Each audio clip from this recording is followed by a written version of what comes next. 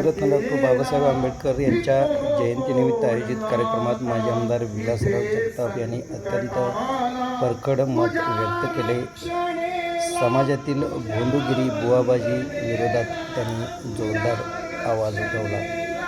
पंतप्रधान नरेंद्र मोदीपासून नितीन गडकरीपर्यंत सर्वांच्या वती जोरदार टीका केली. शाळा व शिक्षण बंद करून समाजाला बुवाबाजी आणि कट्टर धार्मिकतेच्या खाईत ढकलण्याचे काम भाजप सरकार करत असल्याची टीका केली. पाहूया काय म्हणाले. आणि मला वाटतं बरं का, इंस्टाग्रामचं अकाउंट कांगणे सराचं जे बंद केलं आहे ते अभिव्यक्ती स्वातंत्र्यासाठीच बंद केलं आहे. आता सर बरोबर आहे म्हणते तर म्हणजे त्याच्यासाठी तुम्हाला आम्ही बोलवलं बरं का. ह्या देशामध्ये जे राजकारण चालू आहे ते अभिव्यक्ती स्वातंत्र्याचं गळा घोटला जातोय. त्यात तुम्ही पण बळी पडलेला आहे. आणि म्हणून प्रस्थापिताचं जे राजकारण चालू आहे, घटनेची पायमल्ली करण्याचं राजकारण चालू आहे.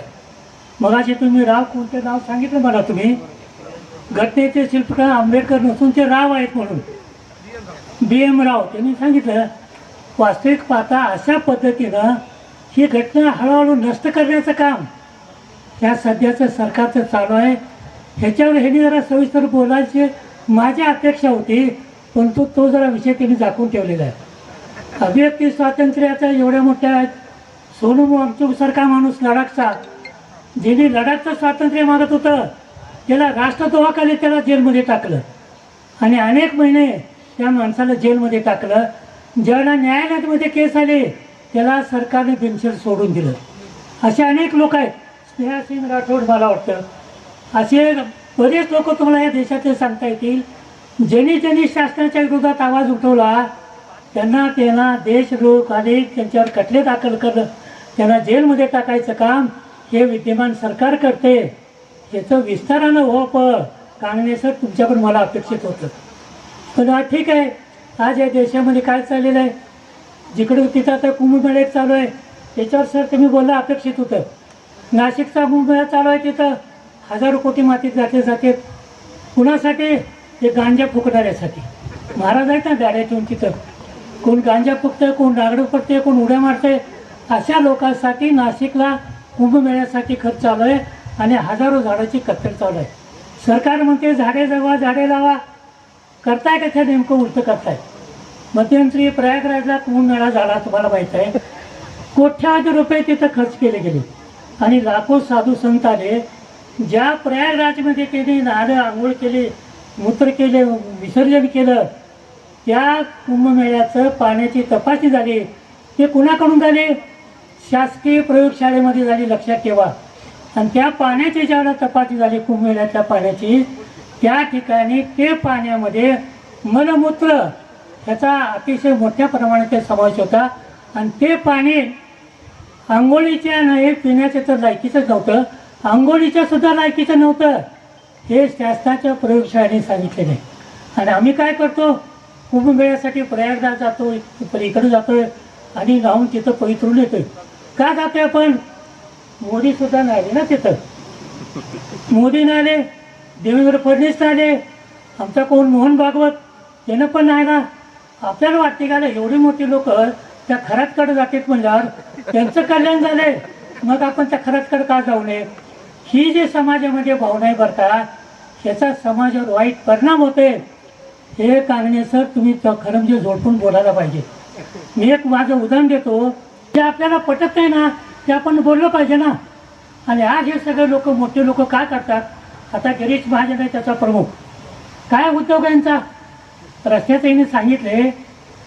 नितीन गडकरी साहेब, काय उद्योगांचा रस्ते करायचं चांगली गोष्ट आहे, पण एका रस्त्याला, कॉन्क्रीटच्या रस्त्याला 300 ते 350 रुपये, 350 रुपये एका 350 कोटी रुपये एका किलोमीटरचा खर्च आहे. आणि त्यांनी काय केला उद्योग, ज्याला गाईचं मांस म्हणतो ना, गाईचं मांस निर्यात करायचा परमिशन गडकरीच्या मुलाला आहे. ही बातमी काढली त्या, काय त्याचं नाव, हां मुकेश मोहन काय नाव आहे, त्या मुकेश मोहनने बातमी दिली चाकणकर ह्या सुद्धा तिथं बळी पडलेत. म्हणजे काय चाललंय काय, तुम्ही लोकांना काय शिकवणार आहे? मगाशी मी राहिलं, या देशामधल्या शाळा बंद व्हायला लागल्यात, लक्षात ठेवा. या देशामधल्या मराठी शाळा हजारोच्या संख्येने मराठी शाळा बंद व्हायला लागल्या. उद्देश काय? लोकांनी शिकू नये, लक्षात ठेवा. बुवाबाजीच्या नादी लागला, महाराजाच्या नादी लागला, देवाधर्माच्या नादी लागला, धर्माधर्मामध्ये वितुष्ट पेरणी करा, हे सध्याचं सरकारचं धोरण चालू आहे, तुमच्या लक्षात येणार नाही. शिका म्हणणारे बाबासाहेब आंबेडकर होते, ज्योतिबा फुले होते, त्यांचं वाङ्मय कुठं आहे का हो तुम्हाला? गोविंद पानसरेचा खून झाला, जांभळकरचा खून झाला, लंकेशचा खून झाला, कलबुर्गीचा खून झाला, ह्याच्यापूर्वी चारवाकला मारलं गेलं, त्याच्यानंतर तुमचा त्या काळातला असे अनेक लोक तिथं मारले गेले, त्यांचा थांग पत्ता नाही. स्वामी पेरियार म्हणून एक माणूस होता, ही सगळे निरीश्वरवादी माणसं होती. त्यांना ईश्वरी कल्पना मान्य नव्हती, देवाची कल्पना मान्य नव्हती. मला एकदा इथं व्याख्यानात सुषमा अंधारे होते त्यावेळेला, तुम्ही सगळ्या लोकांनी देवगुंडावर मला वाटतं टाकले होते त्यावेळेला. आता पुन्हा आणून स्थापन केलं असेल तुम्हाला, कारण तुम्हाला देवाशिवाय जमतच नाही ना. सगळे त्या देव व्रत वैकल्य करायचं ना, आपलं जीवन जग. जोपर्यंत तुमच्या डोक्यामध्ये विज्ञान विमुलं जात नाही, देवधर्म मागाचे कांगणे सर सांगितले, जगामध्ये एवढे देव एवढे धर्म त्याला सर्वांना समान संधी, सर्वांना धर्माच्या समान संधी तुम्हाला दिलेली आहे. आज इथं काय चाललंय? आपल्याला हिंदू राष्ट्र करायचं आहे. खरं म्हणजे हिंदू राष्ट्र करायची ही कल्पनाच मुलीची घटनेच्या विरोधात आहे. कांगणे सर, हे तुम्ही बोलायला पाहिजे, ते सांगतो मला. हे राष्ट्र हिंदू राष्ट्र नाही, हे सर्व धर्माचं राष्ट्र आहे. सर्व धर्माचं राष्ट्र आहे, तर बाबासाहेबांनी सांगितलंय. आणि ती घटना आपण पाहतोय, आणि त्याच घटनेला छेद देण्याचं काम सध्याचं सरकार करते, हे कुठतरी आपण ठामपणे बोललं पाहिजे. आणि जे बोलतात त्यांचं इंस्टाग्राम अकाउंट हॅच केलं जाते, बंद केलं जाते, त्यात तुम्ही सुद्धा बळी पडलाय, तरी तुमचा आवाज कमी झाला आहे. आता बोललं पाहिजे ना लोकांना. आपण शास्त्राच्या याला न घेता बोललं पाहिजे.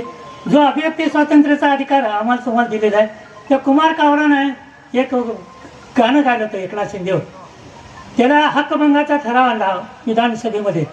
त्या कुमार कावरानं लिहिलं तिथं, तू जर माफी मागितलाच तुला सोडतो म्हणले. हॅट म्हणला, कुठली माफी म्हणला? तुमचा बाप जातीचा सांगितला, मी माफी मागणार नाही म्हणला. ते कुमार कावरा. असं धाडस पाहिजे लोकांना. आणि जोपर्यंत असं धाडस करणारे लोक समाजामध्ये होत नाही, तोपर्यंत समाज आंधळाचा हा झोपलेलाच राहणार आहे. किती जरी तुम्ही व्याख्यान दिलं, काही जरी केलं, लोकांमध्ये चेतावणी देणारी माणसं आहेत आमच्याकडं. जसं शिवाजी महाराजच्या काळात 18 पगड जातीचे घेऊन तिने स्वराज्य स्थापन केलं, आपल्यात 18 पगड जाती 18 ठिकाणी विखुरायचं काम सध्याचं सरकार करायला लागलंय. त्याचं विज्ञान आपण लोकांना समजावून सांगितलं पाहिजे.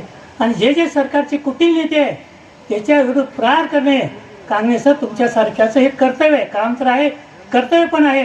आपण ते सगळे म्हणून बजावूया. आणि भारतीय राज्यघटना आहे, ही घटना अबाधित राहिली पाहिजे, आणि ही घटना कायमस्वरूपी या देशात राहिली पाहिजे. आज जवळजवळ माझा 76 ते 80 वर्षे झाले असतील, ह्या देशामध्ये जी लोकशाही जिवंत राहिले ती बाबासाहेब आंबेडकरच्या घटनेमुळे जिवंत राहिले, हे आपण समजून घेतलं पाहिजे.